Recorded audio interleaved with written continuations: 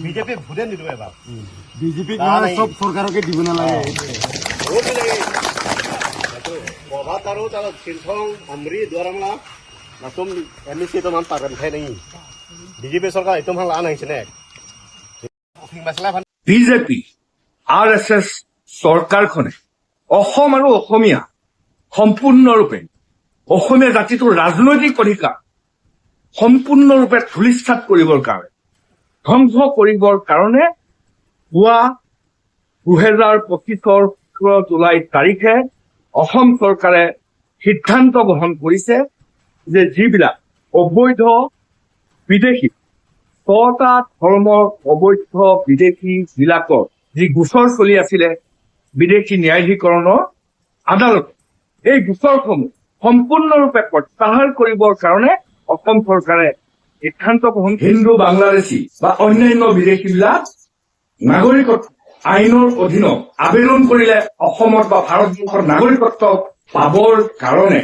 যি কৌশল ই অসমীয়া জাতিৰ ধ্বংসৰ আখৰা বিজেপিয়ে আৰম্ভ কৰিছে আপোনালোক সকলোৱে জানে যে কা আইনখন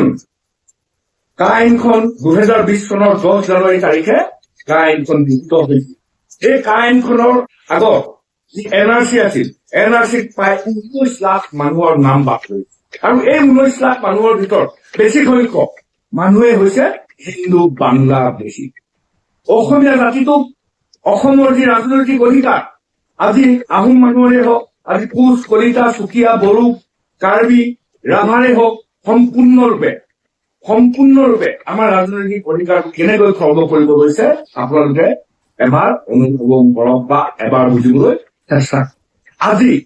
দেউৰী জাতিৰ আগতে MLA হৈছিলে আজি দেউৰী জাতিৰ কাৰণে কোনোবা এটা সমষ্টি অসমত আছে নেকি নাই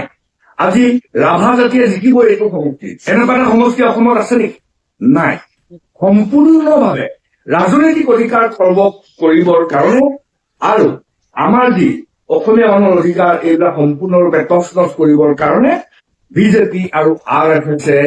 অসমত অবৈধ বিদেশীৰ বুজা জাপি দি অসমীয়া শেষৰকণ অস্তিত্ব ধ্বংস কৰিবলৈ যি ষড়যন্ত্ৰ কৰিছে সমগ্ৰ অসমবাসী ৰাইজে ইয়াৰ বিৰুদ্ধে তীব্ৰ প্ৰতিবাদ সাব্যস্ত কৰাই নহয় 2026 চন এই হঠকাৰী আৰু অসম আৰু অসমীয়া বিৰোধী এই বিজেপি চৰকাৰখনক উফৰাই পেলাবলৈ